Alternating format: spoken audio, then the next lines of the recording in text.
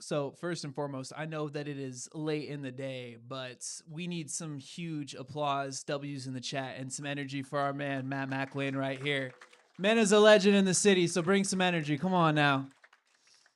Final leg of the event tonight. So thank you all so much for sitting still and listening to all the info. Right back at you. You have a pointer? I know you have a presentation. Yeah, I got a few slides, but that's okay. We'll jump in. Okay. We'll shuck and jive. I don't think you're up there. Okay, beautiful. Well, first and foremost, for those of you that aren't aware, Matt has been doing some incredible work here in the Seattle and just the entire country and global level in the investing space for decades. Just like myself, I'm sure the crowd is incredibly curious as to how you're able to discern the difference between signal and noise, especially when it comes to AI.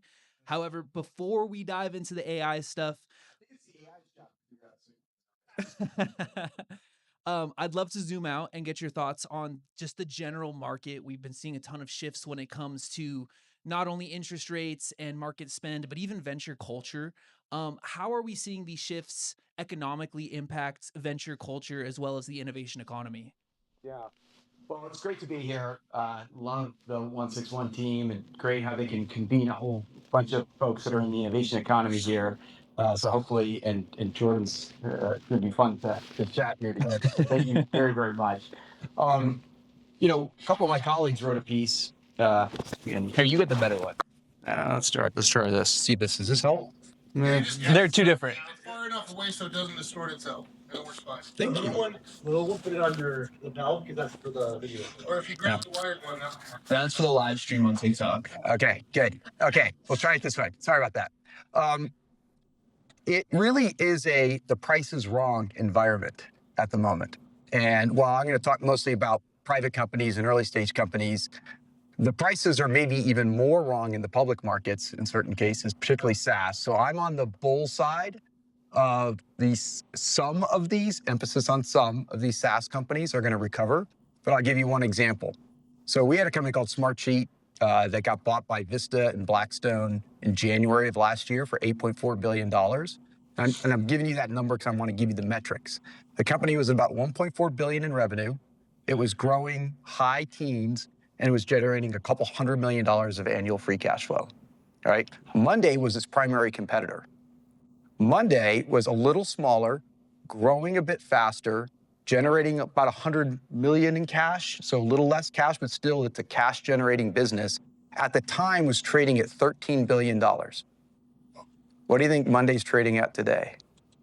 3.5. And if you take out the cash, I mean, it's crazy, right? It's like less than 2.5. So it's doing about 1.5 billion in revenue right now. It is like 2 times revenue multiple. And it's actually the kind of business that I think is going to be able to sustain in a world of the SaaS apocalypse. Why? Because by definition, a Monday or a SmartSheet is a cross-flow business. It's cutting across structured and unstructured workflows and data flows that you've already got in your business to try to help you get things done. So I think it's a stock picker's market in the public market. And then you got to look down and you say, well, what's going on in the private market when, companies are raising money at $300 million with no revenue, no product, and then within months are raising at 700, and then within months are raising at 1.2 or 1.5 billion dollars. And we're in a couple of these, so I'm seeing the dynamic from like the ground truth of the bargain we got at 300 million. And so how can that be happening? Both in the infrastructure where that's more prevalent, certain kinds of model types, certain kinds of horizontal layers within the AI stack, as well as on the applied side in certain applied businesses that somebody seems to think is going to disintermediate the world of legacy SaaS applications. So that is the dynamic we're seeing in the market. It's a little less so up here, as it always seems to be the case. Things are a little bit more grounded and rooted in Seattle, but there are examples of it in Seattle as well. And maybe the reason why is that you've seen companies that have gone and taken different slices of the market. Let's take a company called StatSig. Some of you are familiar with StatSig. StatSig started circa 5 years ago. Vijay Raje and his amazing team that came out of Meta, and they built a business that fundamentally allowed you to do feature flag testing pre-launch and then kind of monitoring and analysis. Think of sort of Launch Darkly and Amplitude put together in a very modern, scalable package. Turns out one of their biggest customers was OpenAI. Turns out over in Bellevue today, I was at the open house for OpenAI that has already got 250 employees because VJ said, if you're going to buy us for $1 billion plus, we're staying here and we're going to build an ecosystem here. So I think that there are examples like that of interesting enough exits that you're starting to see the venture community act like it did in 2021. It's super fascinating because if I was to distill everything you just said, it just sounds like volatility. And your name of the game has been to tell the future. And in venture, I think more so than any other space, hindsight is always 2020. So how important is perspective? Because when you have some winners, it looks like it was inevitable. When you have some losers, you can feel a little bit bad about yourself. How are you able to really zoom out on technology today and tell the future as to where it will be and what will determine what will make that company and or founding team successful? Well, I think you never can. And so you've got to have the right mindset. The AI will do that. Yeah, I'll do that maybe. So this chart that's up here is maybe a little bit indicative of like, what is that right mindset? This is a 1-year view. We can look at some decade views in a little bit. And the point of this slide, I'm going to use in another 10 days at our annual meeting. You know, everybody's got customers. We have two. The most important one, of course, as a venture capitalist is the founders that you have the honor and the privilege to work with and roll up your sleeves and build companies for the long term. The others are investors. People like the University of Washington or Duke or Harvard or Carnegie Mellon that are investing their capital in us so that we can return capital to them so they can do great things within their university endowments and foundations, et cetera, et cetera. So when we had this annual meeting last year, it was just before the really crazy stuff that happened with tariffs, but the stock market, as you can see from that low point there, wasn't quite there yet, but it was down, 20%. Actually ended up down 25% at the lowest of low points last year. So I asked the crowd about this, maybe another 25, 30 people in size relative to this room, how many of them thought that the NASDAQ was going to end up higher for last year? 10% of the crowd raised their hands. And, look, we could have been wrong about that, but our point of view is that this thing was going to work itself out. It was part of this, a little bit of a nutty shock and shock and awe and all that stuff. And then there was a bunch of tailwinds in the market that turned out to be more true than not. But you've got to be able to take the long-term perspective, whether it's the macro stuff that you largely can't control or the micro stuff that you have some control over as a startup, not all control, but making the decisions, kind of on the field as rapidly as you can as you see the field evolving, which is doing more rapidly than ever. So it's taking that long-term perspective and then having that obsessive focus on the customer that, that's what you're looking for with the team.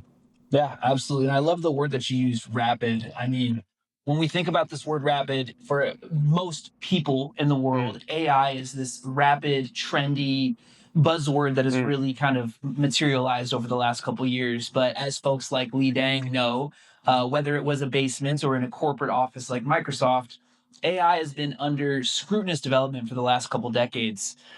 Where is AI today? And what are the chain of events that had to occur that actually made AI be this public zeitgeist moment that we're all so excited about? Yeah, so this slide looks in decades, right? My alma mater, Dartmouth College, there was a gathering of some of the best scientists in the world, computer scientists. They barely were even called that at the time, in 1956. So 70 years ago. It's where they coined the term artificial intelligence. Minsky, a whole bunch of famous people. And so you've got to say, wow, there's been a lot of AI deserts in the last 7 decades. And what's really different now? I think one of the kind of ironic things is there's been a couple of other eras more recently.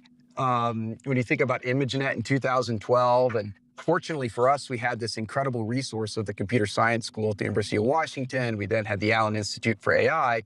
But I still remember Carlos Gestrin, meeting him in 2012 when he came out here to be the Amazon professor of machine learning at the University of Washington. And he pulled some of his grad students from Carnegie Mellon with him, guys like Danny Bixson and Yu-Chang Lo, and they had this open source project called GraphLab, and it was taking off in the community. And so we paid attention to that. And then as we spent some more time talking and those guys got their PhD, the younger guys got their PhDs, we're like, maybe there's a company to build around this. That company, fast forward, got bought in 2016 by Apple. And at the time, I think there were 5 ML services in your iPhone. There are over 1,000 today of one flavor or another. How does an image get better? How does it know when you put those AirPods in to connect to Bluetooth? All these things are basically ML services. So there was that era from 2012 to 2019. What really happened in 2019 was GPT-2. And that was for those that were paying attention, the moment where you're like, there's generative thing. It might be big someday. And so I think we've been now in this generative era from 2019 to 2026, largely. That's kind of exploded, but we're not done yet. And actually the most interesting stuff, if we could flip ahead, but by the way, we did in 2016, partly informed by our experience with companies like Turi, which that company is called, and then Exnor. We wrote this piece on intelligent applications. So a decade ago, we were clearly too early, right? It's the only thing you can say about this. But if you flip ahead here, so this is the way I think about the world of applied AI today. And sorry, this is a busy chart, but on the left-hand side, what you're really thinking about is we're not building models, we're not building agents, we're actually at the core building reasoning machines. And so what is a reasoning machine? Well, a reasoning machine is contextually aware, and it's also got often custom data that's been trained, and it's using multiple models. The companies that I work with, like a Gradial or a Read.ai, they're using Anthropic models. They're using OpenAI models. They're using Amazon's, inexpensive models, right? And they're also using maybe their own custom models that they built over time, or they're using specialty models. In Reed's case, they use sentiment models because they want to try to extract, what were the highlights from, a Zoom call, those sorts of things. But they're doing all that in the context of some purpose. In Reed's case, instant meeting recaps. In Gradial's case, how do I turn all this content that's semi-structured content over here and deploy it on websites for the largest companies in the world, like T-Mobile and Amazon and Microsoft? But you're building a reasoning machine. And as you build that reasoning machine, you're pairing it with human reasoning to then build a reasoning flywheel. And the reasoning flywheel is based on a concept colloquially. There's lots of, scientists that would, want to debate how I'm going to frame this, but they would say, look, at the end of the day, you're using forms of reinforcement learning. If I give you an instant meeting recap, what do you do with it? How often do you use it? What else can I learn from it? Can I take that and can I reinforcement learn and build a better system for basically helping people be more productive through unlocking the value of a lot of unstructured data like Zoom calls and Slack threads and emails. And so now I haven't even got to agentic yet, right? This is all just reasoning machines that aren't taking actions on my behalf. They're providing information. Gradial, to be fair, is doing agentic deployment into things like Adobe Experience Manager. So then you've got to say, okay, how many different places can this be applied to from a domain perspective? I just came from a board meeting of a company that's applying it to antibodies, right? All the stuff in our body that stops and starts things, helps cure things, type of proteins. They are masters at protein-to-protein interaction. This company came out of David Baker's Institute of Protein Design, and they have built their alpha-bind models to help interpret all of the stuff they do in the wet lab with the capabilities to be able to custom design and optimize an antibody so that it's actually going to attach to the right cells and only the right cells and stop them from doing bad stuff in your body. So there's all kinds of application space that's on the right-hand side, and it's going to become increasingly agentic with these reasoning agents. But the question we get a lot of, like, what's the moat? The moat comes from building the reasoning flywheel. That's the core point I want to leave you with. So it sounds like as these reasoning machines get a little bit more accessible for all these companies, we talked about two real big kind of jumps in the timeline. You have using it for Zoom context, and you have using it for these medical breakthroughs. How does the typical enterprise use these reasoning machines, use these new type of RL models to actually create a real life impact for their business today? Well, a good friend of mine named Marco Argenti, he used to work at Amazon. He's the CIO of Goldman Sachs. And he has had teams from Anthropic working with him for almost the last year. He's got a whole bunch of what people phrase these days as forward deployed engineers. I'm sure you've heard that expression. And they've been working on a couple of specific use cases. One of those use cases is onboarding wealth management customers. Turns out there's all kinds of process crap that you got to do to onboard a wealth management customer. And on top of that, you've got this like regulatory process called KYC, know your customer. So they have rebuilt their processes in onboarding wealth management customers using Anthropic as their principal partner and then building a reasoning machine for doing that more effectively around it. Another example they have is that you've got trade disputes. You've got a buyer and a seller, and there's like, what was the price? Did I buy my Monday stock, which I did buy, by the way? It's $75.23 or $75.24. And sometimes, usually that all works out fine, but then a bunch of exceptions get kicked out, and you got to resolve on the buy side and the sell side what was the price that transaction actually happened. They built an agentic system to do that at Goldman. These are very tangible examples from highly regulated industries that are going to deliver material value to Goldman, and which is why we are bullish on these use cases. Let's talk about Gradial. T-Mobile's a customer of Gradial's. All of a sudden, a big phone provider, I'll let them go and name because they're very antsy when the fruit company gets talked about. Everybody gets antsy about it, especially the fruit company. They decided to change their prices 2 days before Cyber Monday. How are you going to change all those websites and all those different places around it would have taken literally thousands and thousands of hours. It took an hour with Gradial and their agentic system to update all those websites and do it accurately so that they could have the right prices, can't believe raise prices. That's what Apple did. Oh, did I say that? For Cyber Monday. So these are tangible, and I'm not even talking about developers, which, obviously a lot's going on there too. So something I've always admired about the way that you and Madrona as a whole invest is the philosophy behind founders. And this is something that 161 we've deeply resonated with and done our best to instill with everything we do. As all of this technology is coming to fruition, I think from a founder's perspective, regardless of what stage, it could be terrifying, it could be exciting, it could be deeply overwhelming. What is the real founder opportunity that exists today? And how can a founder, regardless of their stage, actually take advantage of this technology? Well, I was talking to a founder today about this, and it's such a cool time because on the one hand, disruption's never been greater. And so, the founder opportunity, just by definition, has never been greater. On the other hand, durability's never been more in question. And so, you might seem to be onto something as a startup. Reed started with these transcripts, right? It's actually not quite how they started, but they kind of quickly went into creating these transcripts. But now it's a much broader value proposition because it's really becoming, and they launched something called Ada a couple weeks, or maybe even a week ago, publicly, which is basically a personal assistant productivity tool for some focused use cases, think of it as sort of a bottoms-up Glean, if you're familiar with Glean.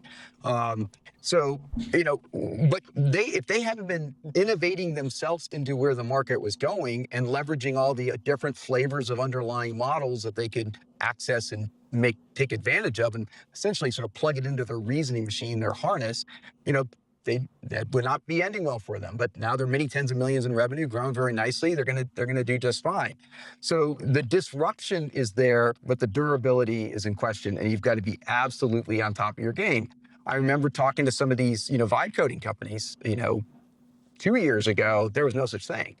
And the reason is because until you had Claude Sonnet 3.5, which came out in May of 2024, you just couldn't do it.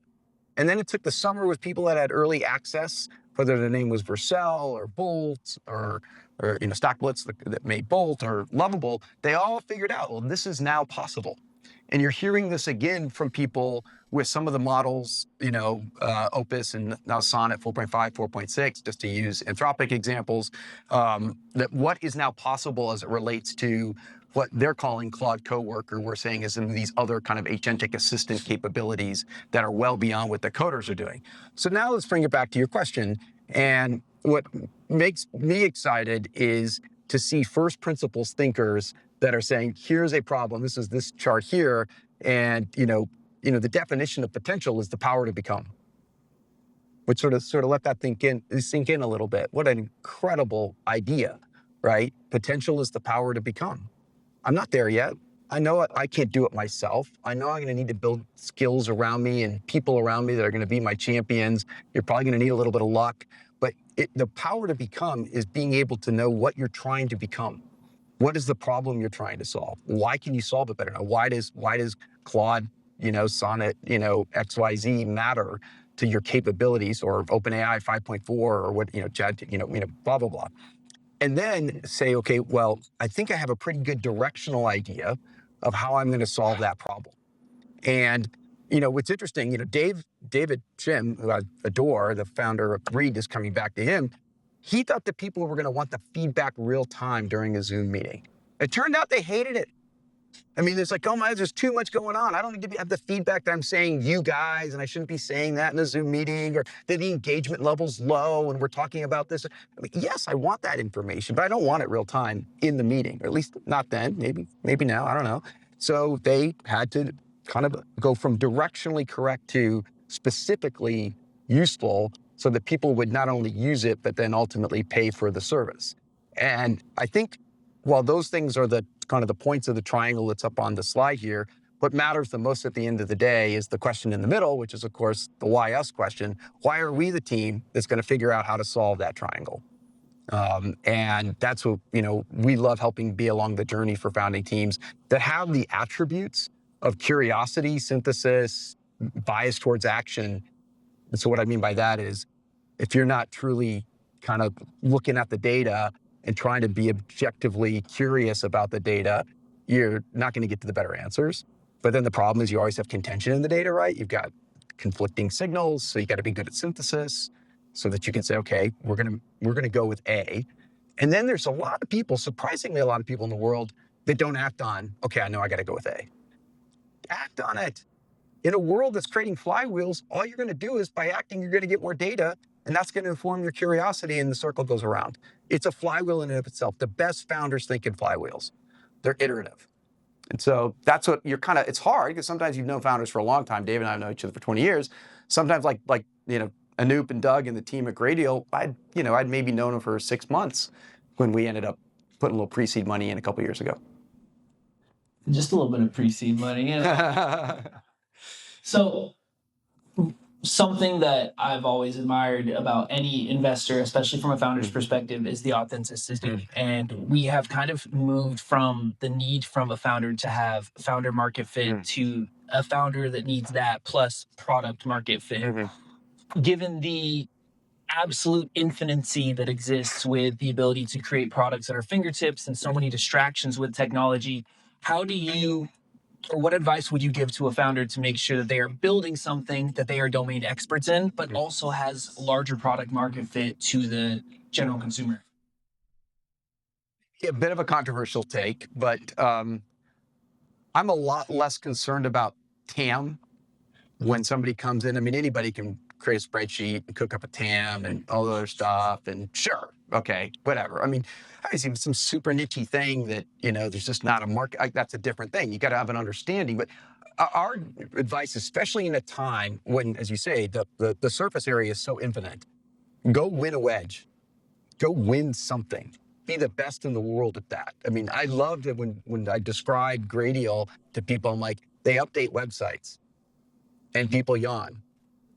And then I say, in the last 18 months, they've gone from 0 to over 10 million in ARR with customers like T-Mobile and General Motors and Kaiser Permanente and Morgan Stanley and Wells Fargo, blah, blah, blah, blah, blah. And that gets their attention, right? And they're like, well, what the heck? How did they do that? I mean, I was at dinner last night with the CMO of AWS, who's a customer, and the Gradial team talking about where do we go next? They've won the wedge. They got 10 million ARR plus to prove it. And now they're taking it to the next level. And they're being invited in by their customers. Given what you did for us in this area, what can you do for us in this adjacent area? And by then, you start to see that the core wedge you've won and the adjacencies are starting to define a modern TAM. Define the TAM. Don't try to go project the TAM.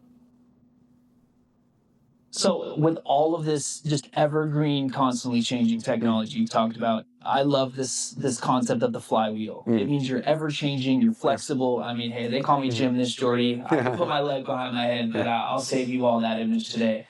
That being said, what is the new playbook for these founders? How do they actually go procedurally step by step from idea to execution to IPO?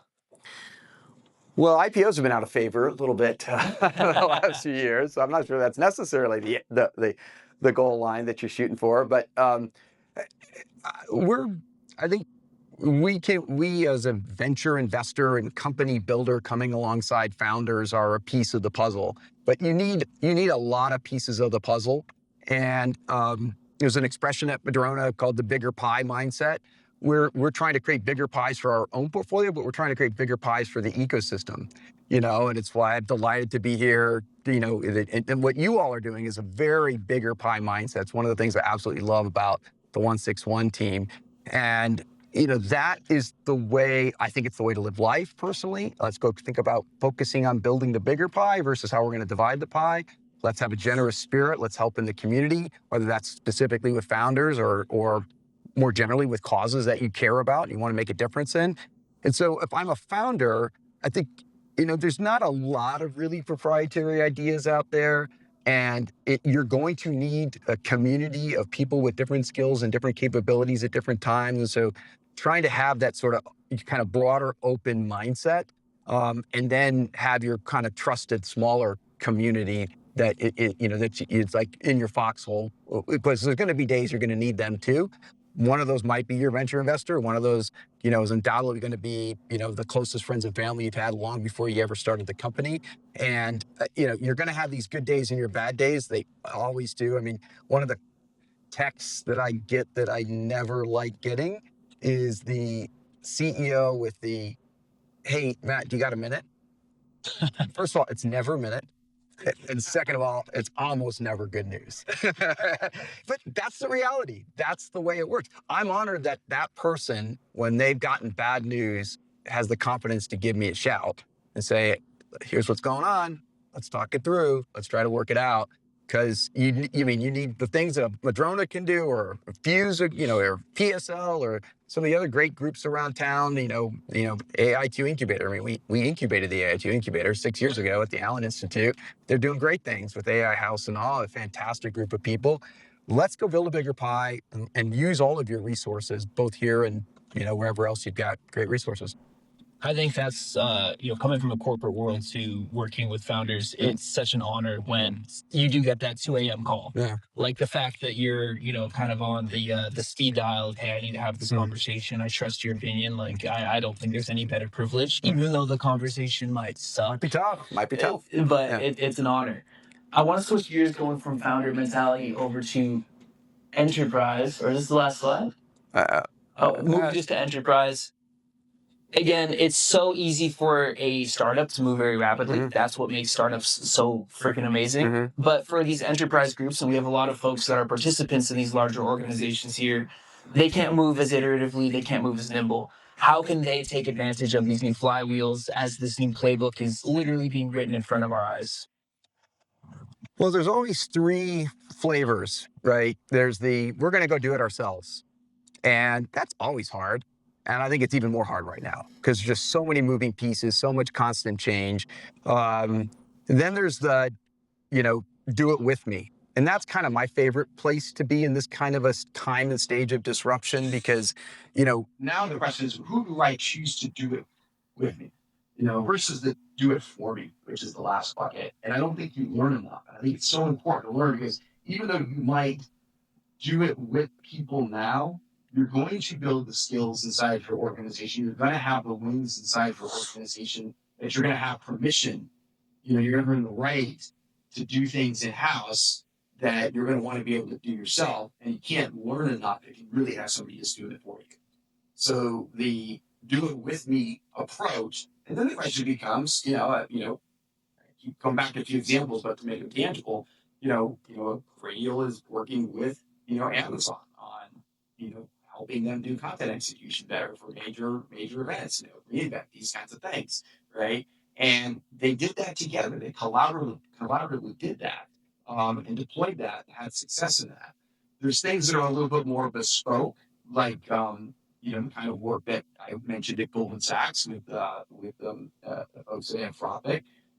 You can take that another level with different use cases that, of course, OpenAI is trying to work on with enterprises. So I think it's in that middle bucket where you're trying to get targeted wins, clear ROI, with people that have complementary domain expertise, not just AI expertise. So they don't know what they're talking about, and you're in the marketing function or the sales function or the HR function, or they don't really get your domain because they don't understand healthcare, they don't understand financial. That's going to be hard to kind of have the do it with me dynamic work. But that's kind of my general mindset right now on the enterprise. And we're seeing more success than not. I mean, I didn't talk about another great company that we're honored to be working with, Udemy.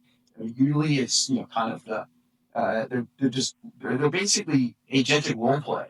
And that role play can be a better presenter and speaker in general, or it could be for sales training, or it could be for kind of helping the customer service people be better at different dynamics, and they've also grown incredibly, selling into big enterprises like the Googles, like the Databricks and Snowflake. It's kind of fun. They got both of them, Salesforce, ServiceNow, et cetera, et cetera. So there's some really great companies partnering in a do it with me mindset with, kind of clear wins for enterprise. So hear that, corporate buying decision makers. We have some great startups here that can definitely help you out. They appreciate blank checks, and they will definitely help your stock price rise. Now, before we go to some questions, and I want to be conscious of time, Matt, you have essentially become a human magic 8-ball. And while we have a ton of cameras on us today to record this prediction, I'm curious if you could predict within the next 10 years, what of this technology are we vastly overestimating? That's a really interesting question. Look, I think that the key here is that models are not all you need. And so I'm not a model maximalist. You are a model, though. Old guy models, I guess, but anything. But so what do I mean by that? It's why we talk about reasoning machines versus models in and of themselves. I think of it as these more model cocktails that are informed by context data, tools, things like, an Exa or a browser base and all these different kinds of tools, Statsig, before OpenAI on it, that can help you build reasoning machines. So I think models will be incredibly important, but I think models without context of what problem they're trying to solve, and then models that then power agentic workflows, I think that's the key for me. I don't think we're going to have one model that rules them all. I also think that maybe counterintuitively, so because the kinds of models we have today are primarily leveraging non-determinism, they're leveraging predictive algorithms versus predictable algorithms. I think what we're going to see is a little bit of a bounce back here, and I think it will. I don't know if it'll go all the way to 10 years. How do I mix non-determinism with determinism? So we have a company called Axiom, and this is a team of mathematicians who are training models to do formal proofs. And those think about like geometry proofs, in ninth grade or something like that, right? And they're building these models because these models can then generalize to applying formal methods to other use cases. And so let's take an obvious one. I write a spec and I have an LLM build my software. How do I know that it's actually met the spec? I need some kind of evaluation system, some kind of deterministic system that's going to actually be able to verify that the output is consistent with the design principle. By the way, this actually turns out to be true in drug discovery. This also turns out to be true in making content for websites. There's, almost every kind of hardware design. I could go on security. There's so many areas that are going to need verification systems. And I think that verification systems at their core come from deterministic models that are one of the models in the reasoning machine that ultimately gets you to really interesting, agentic solutions. So that's a little bit of insight where I think the world's going in the next 5, 10 years.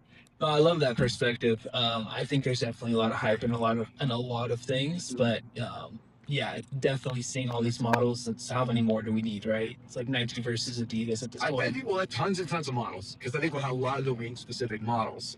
Even Cursor's built its own models, and we'll see how that works out for them. But it's because you need this set of things, and part of it you need is differentiation. And we got a company that takes RNA data and it builds a model that does prediction for gene expression. When the gene turns on, what does it make? Right? Yeah. And so and that's all synthetically done. And the company's called Synthesized Bio. So, there's a lot of these different use cases where I think the models are going to be, broad and many and continually getting better, but it's going to be the models in context of solutions. And I don't think you're going to have, again, like I said, just one model or one company that's going to rule them all. I'm not short in Anthropic and OpenAI. We're investors in both of them through acquisitions, but we are. And so we're rooting for them, but we'll see. Love it. Now, I did want to open up the crowd for two questions. Quick question. Oh my God, Samir. Yes, sir. Come on. No, we love your questions, brother. You want a mic? Here, Jordan. Actually, I'm gonna use my cheat code. I'll pass it to you right after. Oh, bro, got vetoed. I got a host cheat code. I got a microphone, so. But this plays into your answer right after Jordan's last question, which is I was reading an HSBC report recently at the end of last year, December 2025 industry report. And what I was saying was on the model side in the private markets, there's about 1.2 trillion in value. On the application side, there's about half of that.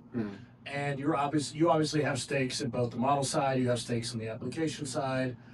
Do you think that delta will end up flipping?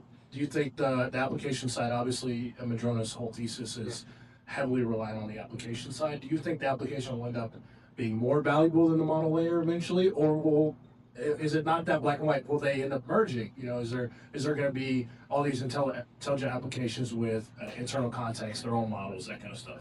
Look, I think the models are really important, but I strategically don't think that the models are where you capture as much value.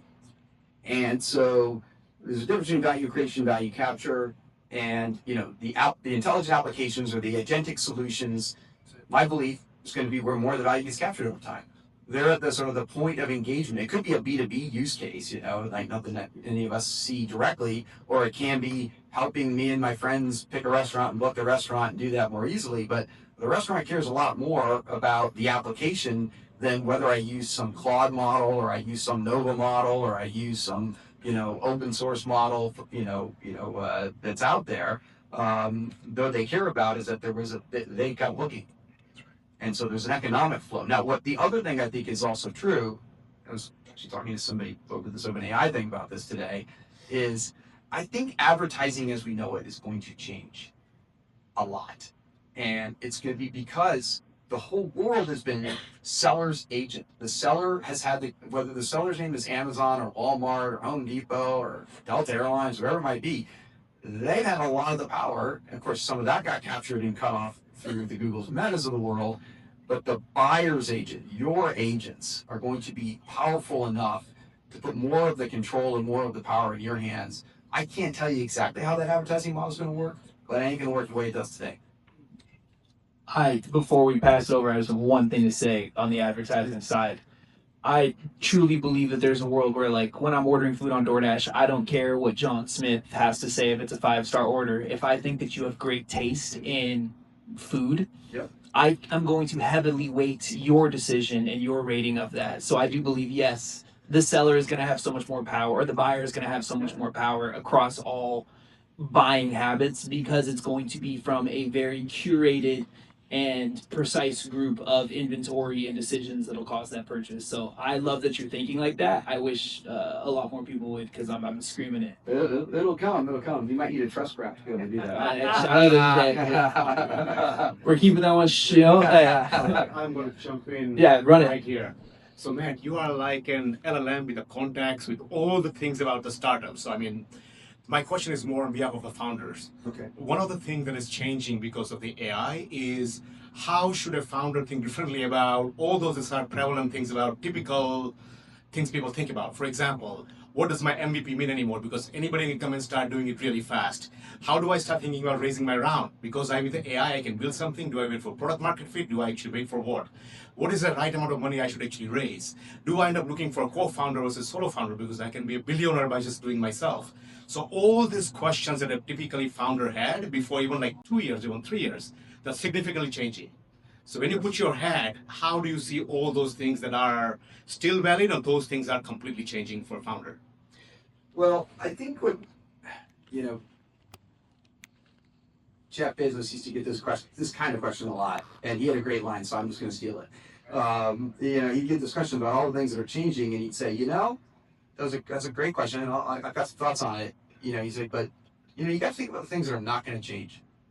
And the things that are not going to change are people want lower prices, more selection, and more convenience. And that's what we're going to do here at Amazon. And I love that answer. It's so true. And it's like one of my favorite quips is, for better and for worse, one of the things I'm sure AI is not going to change is human nature.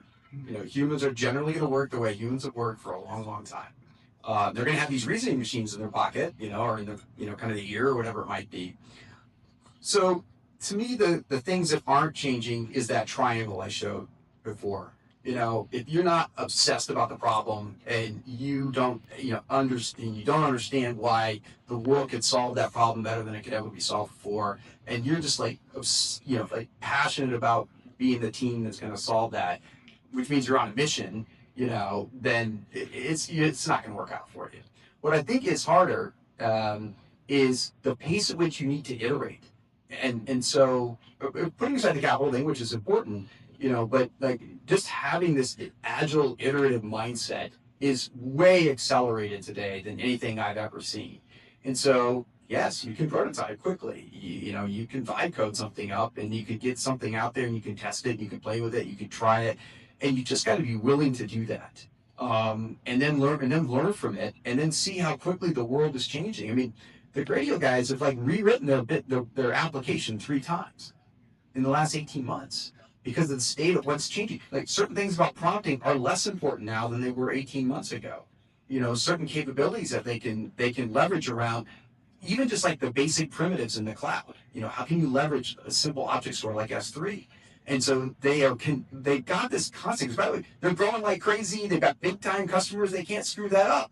But they've got to have this mindset that kind of the guts of the reasoning machine, the engine and the brakes and the this and the that's underneath it, it's constantly changing. And then the user interface is going to change too.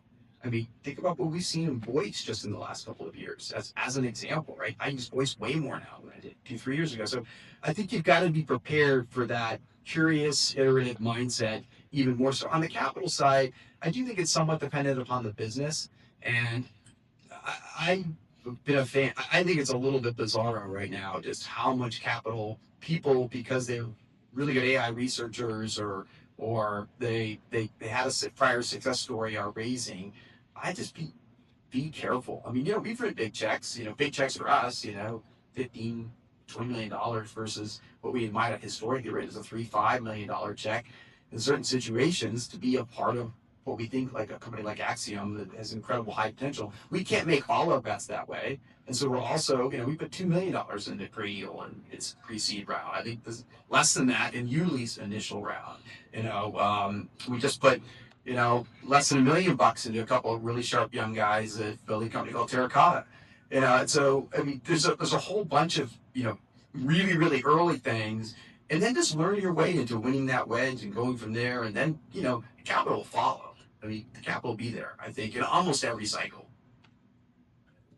Yeah, I really enjoy hearing your comments on all sorts of AI stack. So AI stack has 5 layers, right? The cake, energy, chips, and the third one I think infrastructure, data center. The fourth one is model, and the fifth one is application. 5 layers.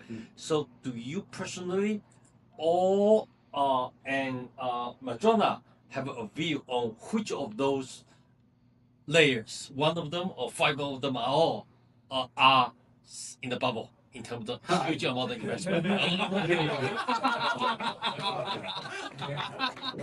a good one.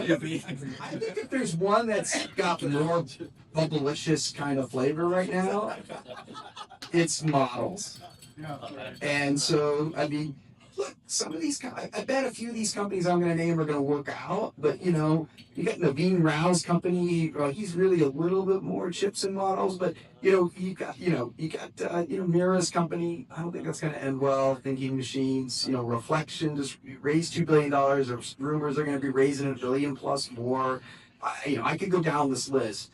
I think if you don't have a really clear differentiation as a model company right now, it is going to be in a generic model company, like a frontier model company versus a domain-specific model company, I think that's the most bubbly place, in private company land. Not infrastructure. I think the infrastructure get more capex. Yeah, it's a different game, and we're not. I mean, we're not the experts in that, to be honest. I wrote a piece about a year ago, and it was just like, "Thank you, big tech." And at that point, they were spending $450 billion on infrastructure. I'm like, "Thank you," because now my companies don't have to. And now it's $600+ billion this year. So I'm like, thank you even more. Because you're helping to build all this infrastructure out there. You're enabling these other people to build these models. And I've got people that are in these great companies, these founders that are passionate to solve a real world problem for some end user customer. And so I appreciate it. Thank you. I say it personally to Andy and Matt, or Satya and Scott, or TK. Thank you very much. Thank you. So on that note, thank you, Big Tech, and thank you, Matt. Take just one more. This is too interesting. We're gonna take one more. I think back here, I thought.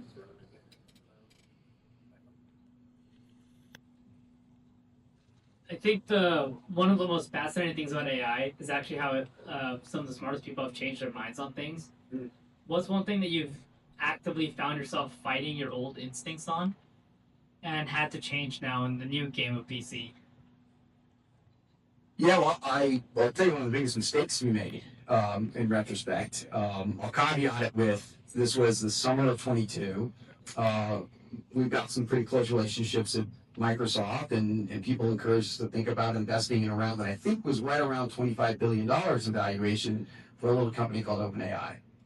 And so I already told you, my view is that the models is not where the value is captured. And at the time, they're burning billions of dollars. They're highly dependent upon Microsoft. They're a nonprofit. They've got this sort of erratic guy running it, with a board that's kind of dysfunctional. And that was all known. And there's no ChatGPT. There's no dollar of revenue in this company at the point in time. And we passed. Now, we're not really in the business of putting first money in at $25 billion valuation. So we had all kinds of reasons. We were clearly wrong, for a whole bunch of reasons. So I think, to me, the evolution of, can a model company move up the stack and capture more value? They can't if they just stay at the model layer. But I think that certainly OpenAI, Anthropic, there's a bunch of them that have shown they can move up the stack. And that's probably the thing I underestimated the most of what's happened in the last 3 to 4 years. And I think what's going to be going forward is what is that durability of an agentic play? That versus one that kind of has a quick start out of the gate, but can't build that reasoning flywheel, that iterative loop with some flavors of what we can colloquially call reinforcement learning, and so that they have a sustainable differentiation and sustainable. That's, I think, going to be the big question for a lot of the agentic and intelligent application companies. So would you invest in OpenAI today at that point? Not when imagine new company comes in. I think $25 billion would be a hard place for us, even though we were clearly wrong on that one. But stay tuned on a couple of things that, we put, I think I referenced a company, we put money in at a $300 million valuation less than a year ago. And, when they come out with their next round, I'll send it to these guys and you could say, wow, did you invest in that round? And the answer is going to be yes. Or you can invest in our fund. I think what Vaibhav's trying to say is, look, he's going to get you a sweet deal in on BAML, which is the next OpenAI, just $1 billion. So there's the discount. Cool. Thank you so much, Matt. I appreciate the time as always, brother. Give a round of applause to the man, the myth, the legend, Matt McIlwain.